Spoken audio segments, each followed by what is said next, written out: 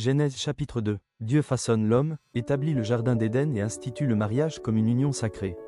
Une lecture profonde, simple et inspirante pour nourrir votre foi. Ainsi furent achevés les cieux et la terre, et toute leur armée. Dieu acheva au 7e jour son œuvre, qu'il avait faite, et il se reposa au 7e jour de toute son œuvre, qu'il avait faite.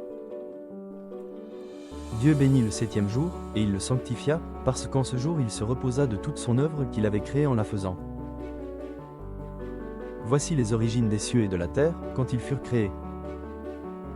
Lorsque l'Éternel Dieu fit une terre et des cieux, aucun arbuste des champs n'était encore sur la terre, et aucune herbe des champs ne germait encore, car l'Éternel Dieu n'avait pas fait pleuvoir sur la terre, et il n'y avait point d'homme pour cultiver le sol.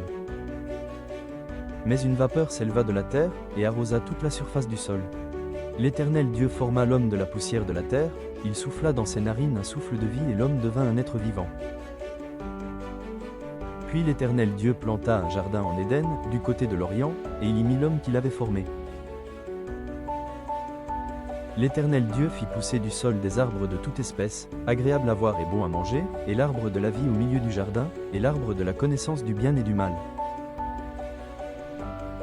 Un fleuve sortait d'Éden pour arroser le jardin, et de là il se divisait en 4 bras.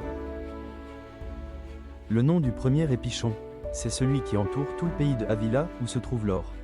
L'or de ce pays est pur, on y trouve aussi le bédélium et la pierre d'onyx. Le nom du second fleuve est Guillon, c'est celui qui entoure tout le pays de Cush. Le nom du troisième est Hidékel, c'est celui qui coule à l'orient de la Syrie.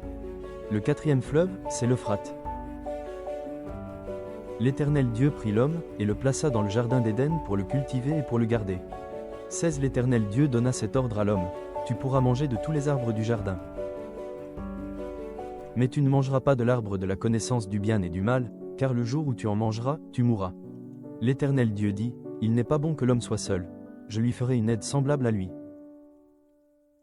L'Éternel Dieu forma de la terre tous les animaux des champs et tous les oiseaux du ciel, et il les fit venir vers l'homme, pour voir comment il les appellerait, et afin que tout être vivant portât le nom que lui donnerait l'homme.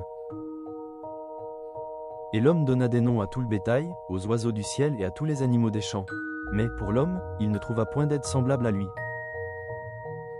Alors l'Éternel Dieu fit tomber un profond sommeil sur l'homme, qui s'endormit, il prit une de ses côtes, et referma la chair à sa place. L'Éternel Dieu forma une femme de la côte qu'il avait prise de l'homme, et il l'amena vers l'homme. Et l'homme dit, voici cette fois celle qui est os de mes os et chair de ma chair. On l'appellera femme, parce qu'elle a été prise de l'homme. C'est pourquoi l'homme quittera son père et sa mère, et s'attachera à sa femme, et ils deviendront une seule chair. L'homme et sa femme étaient tous deux nus, et ils n'en avaient point honte. Merci d'avoir regardé. Dieu vous bénisse. Acceptez le Seigneur Jésus-Christ comme Sauveur.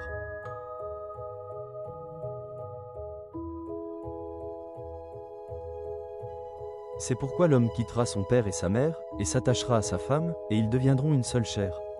L'homme et sa femme étaient tous deux nus, et ils n'en avaient point honte.